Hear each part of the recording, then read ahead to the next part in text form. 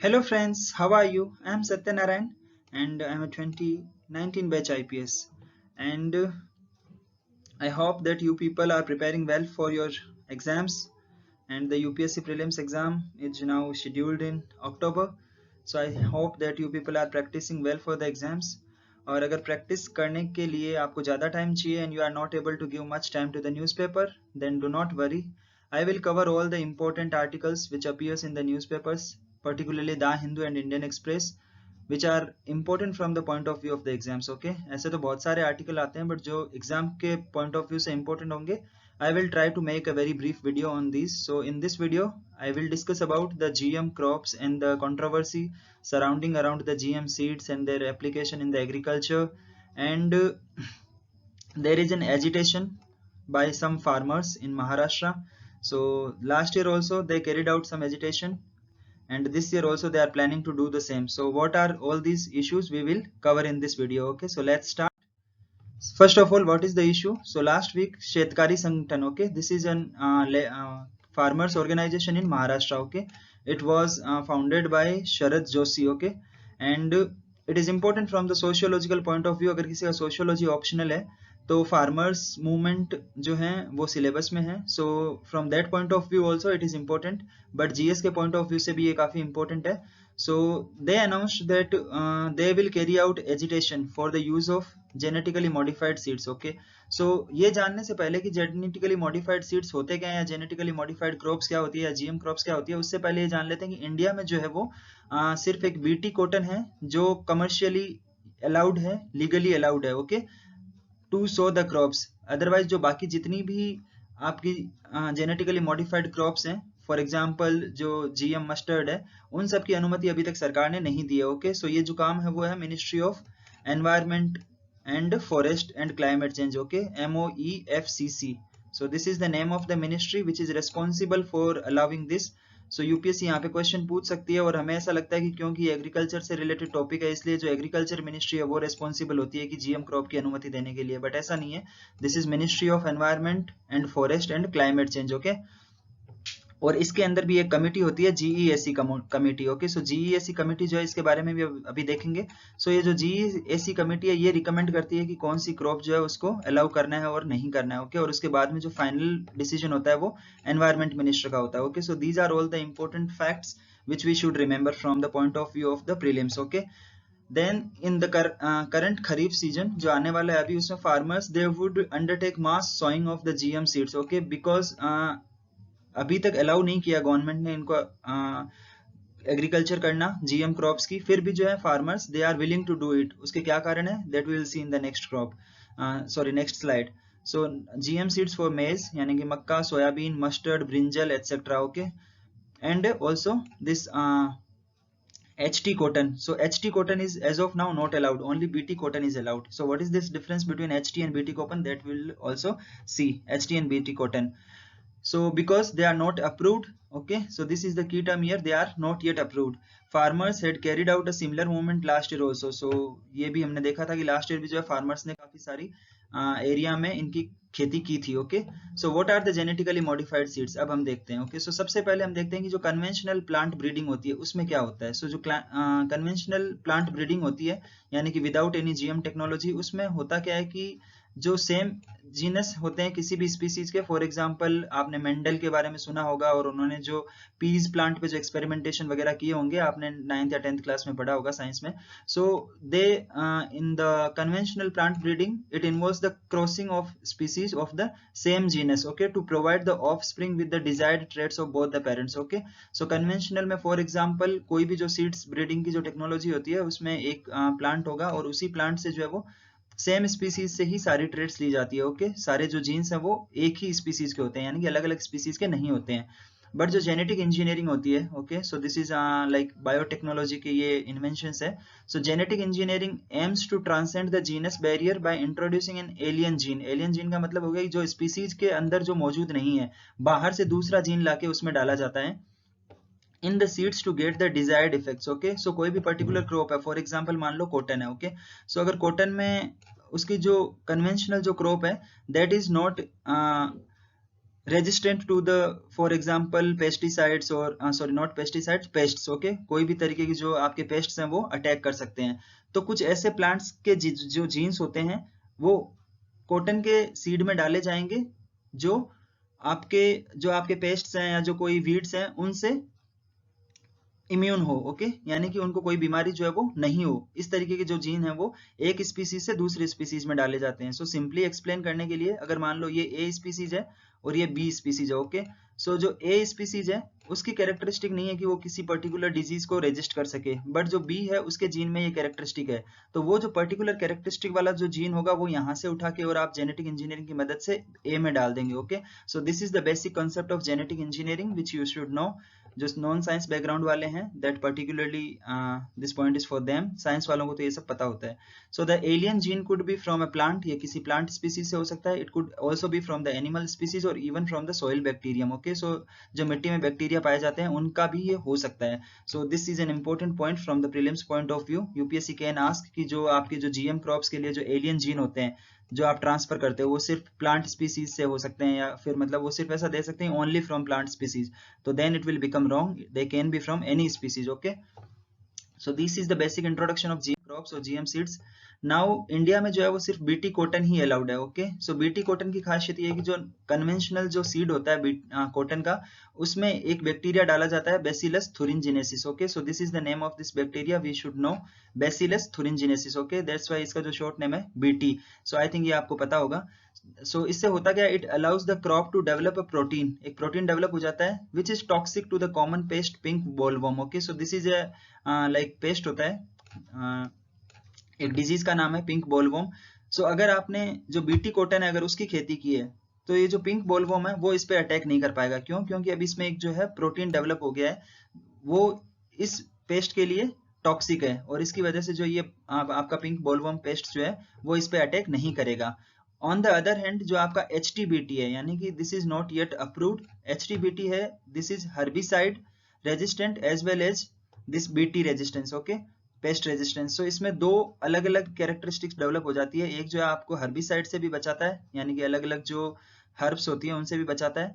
So this cotton is derived with the insertion of an additional gene, एक और gene डाल दिया जाता है from another soil bacterium, okay, which allows the plant to resist the common herbicide glyphosate, okay. So जो आपका ग्लाइफोस्पेट है उसके अटैक से भी इनको बचाता है, okay, in the BT brinjal, okay. So this is also an important genetic modified crop, BT brinjal. America में इसकी खूब खेती होती है, बट इंडिया में ऐसा अलाउड नहीं है अभी तक। So in BT brinjal a gene allows the plant to resist attacks of the fruit and shoot borer, okay. So जो आपका फ्रूट्स जो होते हैं आपके, या जो बेड्स वगैरह होते हैं, इनके अटैक से इनको बचाता है बीटी ब्रिंजल को। उसके अलावा यूपीएससी ने इस पे क्वेश्चन भी पूछा था, DMH11 मस्टर्ड। सो ये जो GM मस्टर्ड होती है इसकी ये वैरायटी का नाम है DMH11 mustard, and it was developed by university of Delhi, okay. So UPSC ने यहीं पे क्वेश्चन फ्रेम किया था, उन्होंने इसमें दिल्ली की जगह पंजाब यूनिवर्सिटी का नाम दे दिया था। सो यू कैन सी कि कितनी स्पेसिफिक चीजें हमें जो है वो पता होनी चाहिए। उन्होंने बोल दिया था कि DMH11 is developed by university of Punjab, so that statement became wrong. और अगर आपने वो ऑप्शन एलिमिनेट कर लिया then you would have easily able to solve the answer, okay. I will include the question in the next slide. So in the genetic modification allows the cross pollination in a crop that self pollinates in nature, okay. So ये इस तरीके का mechanism develop करता है कि जो pollination होता है वो सेल्फ हो जाता है, ओके। एक ही प्लांट के भीतर जो है वो पोलिनेशन हो जाता है। जनरली कन्वेंशनल पोलिनेशन में क्या होता है कि आपको एक स्पीसीज में जो भी पोलिनेटिंग एजेंट है वो एक स्पीसीज से दूसरे स्पीसीज में ले जाके जब डालते हैं तभी जो है पोलिनेशन होता है। बट ये जो DMH11 मस्टर्ड जो है इसमें सेल्फ पोलिनेशन का कॉन्सेप्ट है, okay. So this is the basic which we should know. And across the world GM varieties of maize, America में काफी खेती होती है इसकी, canola and soybean 2 are available, okay. So India में as of now only BT cotton is allowed which we should know. Okay, so this was the question UPSC asked with reference to the genetically modified mustard developed in India. Consider the following statements. Okay, so GM mustard has the genes of a soil bacterium that gives the plant the property of pest resistance to a wide variety of pest. Okay, so ये हमने देखा था कि ये जो characteristic है वो GM mustard की नहीं है, ये BT cotton की है, okay, BT cotton, Bacillus thuringiensis, okay.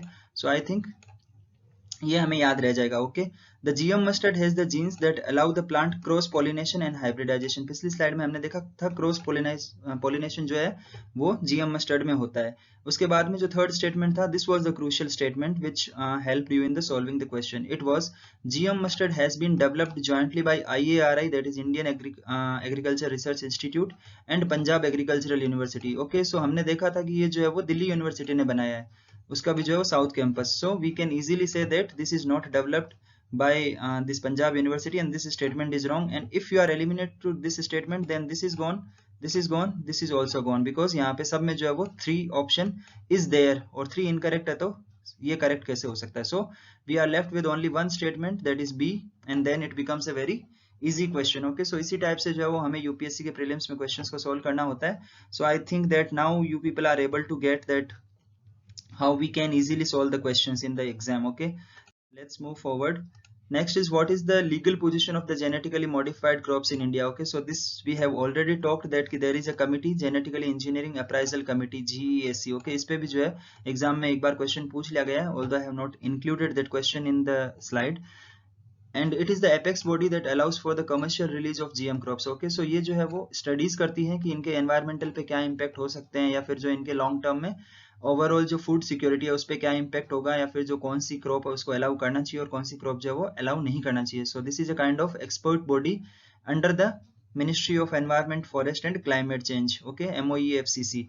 And in 2002 this allowed the commercial release of the BT cotton. Okay, so BT cotton जो है उसकी commercial agriculture इन्होंने allow कर दी थी during the regime of Prime Minister Atal Bihari Vajpayee. Okay, और उसकी वजह से जो इंडिया है that becomes from an net importer. पहले इंडिया जो है वो net importer था, ओके, कॉटन का at one point of time around 2002, and by the time 2008 or 2010 India became a net exporter of cotton. Okay, so this was the change which was brought by this BT cotton, allowing the BT cotton to grow. और farmers की जो incomes हैं वो भी काफी ज्यादा बढ़ गई थी. In particularly जो cotton होता है that is grown in the black soil belt. So जो आपकी black soil होती है that is very very suitable for cotton growing. Okay, black soil. और ये जो बेल्ट है ब्लैक सॉइल वाली, ये पर्टिकुलरली गुजरात और महाराष्ट्र के जो डिस्ट्रिक्ट्स हैं वहाँ पे है, थोड़ा तेलंगाना में भी इनका एक्सपेंशन है. ओके, सो जो अपना डेक्कन पेनिनसुला है जो लावा से बना हुआ है that is having the black soils, और उसकी वजह से जो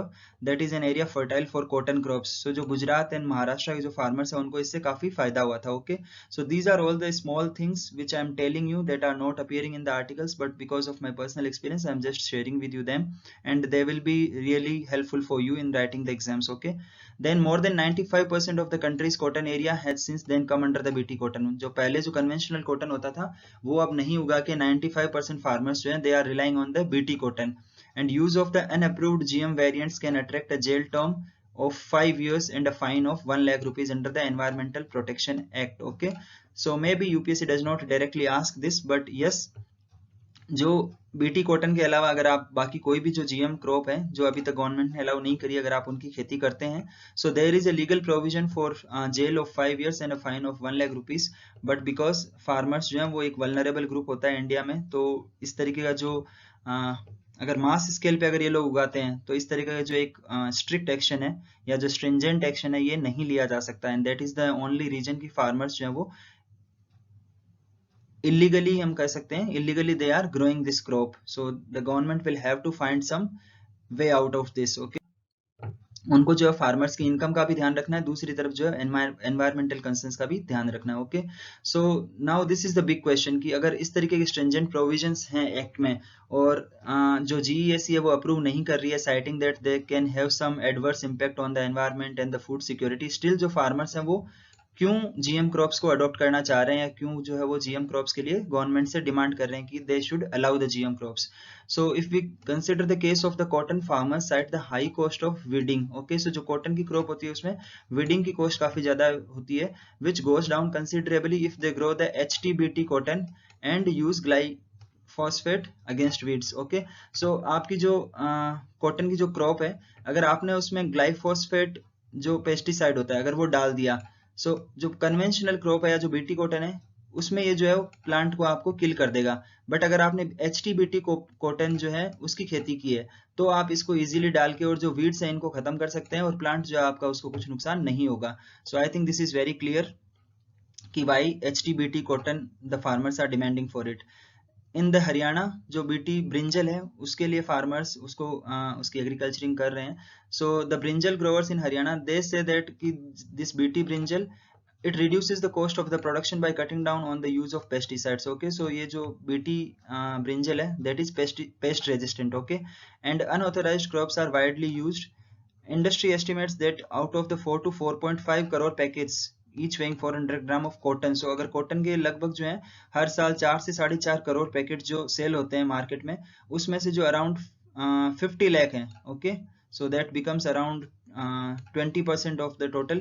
So 20% जो है वो HTBT कॉटन है और वो जो है अनअप्रूव्ड है. Okay, so these are happening at the unauthorized level. Okay, so they are, this is the main concern. And Haryana has also reported farmers growing BT brinjal in the pockets, which has caused a major agitation there. Okay, so this is the conundrum in front of the government. Okay, so in June last year, a movement by the Shetkari Sangathan in Akola district of Maharashtra, okay, they their 1,000 farmers defied the government and they sought the HTBT cotton. Okay, जो जिस तरीके से जो गांधी जी की जो tactics होती थी passive resistance की जो है या फिर नॉन कोऑपरेशन की, we can say passive resistance, okay, जो उन्होंने सविनय अवज्ञा आंदोलन में या जो सॉल्ट जो उनका मूवमेंट था उसमें जो उन्होंने किया कि हम जो सरकारी नियमों को तोड़ेंगे और जो जनता के जो फेवर की जो बात है वो करेंगे, तो लगभग इसी तरीके से जो ये टैक्टिक्स हैं वो शेतकारी संगठन और जो बाकी फार्मर्स यूनियंस हैं या जो फार्मर्स ऑर्गेनाइजेशन है, they are adopting these same tactics of passive resistance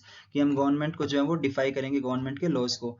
So the Akola district authorities they subsequently booked the organizers and environmentalists जो हैं वो ये कह रहे हैं, they argue that the long lasting effect of the GM crops is yet to be studied. Okay, इन पे अभी जो है कोई conclusive evidence है नहीं कि ये long term में जो है वो नुकसानदायक नहीं है, they are not harmful in the long term, so thus they should not be released commercially. This is the argument given by the people who are protesting against the use of these GM crops. Okay, and the genetic modification, as per them, this brings the changes that can be harmful to the humans in the long run. Okay, that can be कोई भी एक ऐसी gene हो सकता है, कोई एक ऐसा जीन हो सकता है जो आपने इंट्रोड्यूस कर दिया और then that can have a deleterious impact on the human body, उसका कोई जो है मानव शरीर पे बुरा प्रभाव हो सकता है. Okay, so this is what the environmentalist and some of the scientists are saying. Then what is the movement all about. So जो फार्मर्स का जो मूवमेंट है वो क्या है वो भी थोड़ा सा देख लेते हैं because this is important from the sociology perspective. Okay, so the Shetkari Sanghatana has announced that this year also they are going to undertake large scale sowing of the unapproved GM crops like maize, HTBT cotton, soybean and brinjal across Maharashtra. Okay, so farmers who plant such varieties will put up boards on their fields proclaiming the GM nature of their crops. जो farmers है वो खुद कहेंगे कि हमने जो है वो GM की खेती करी है और आके हमें जो है वो हमारे ऊपर action low. So the president of this union, he says that this action will draw the attention of the need for the introduction of the latest technology in the fields. Okay, so the use of technology in agriculture, this is a direct point or the topic mentioned in the syllabus for mains. Okay, if you see the GS3 paper ka syllabus, then this word is mentioned, use of technology.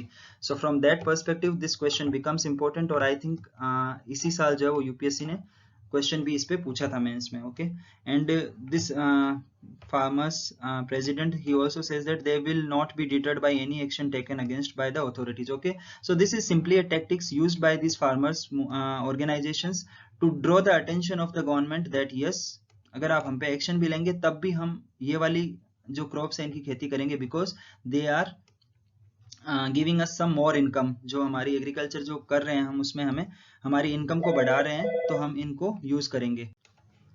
So this is all about this article and I have explained what are the GM crops, what are the basics of the scientific basic for the GM crops like BT brinjal and GM mustard and also BT cotton. Okay, and how India allowed this BT cotton in 2002 and उसके बाद जो जो cotton का production है India में वो significantly increase हो गया और जो टेक्सटाइल इंडस्ट्री है उसके लिए this was very helpful. And now the farmers are demanding that the government should allow us to grow these other crops like maize, HTBT, cotton, soybean, etc., etc. Okay, so I hope that you people have understood all these concepts, and they are really important from the point of view of prelims, particularly this GEAC and BT cotton and GM mustard. Already UPSC have asked some questions, and they can again ask questions in prelims as well as mains. Okay, so I request you people to hit the like button to like this video, share it with your other friends, please, and subscribe to the channel. Thank you. Have a nice day.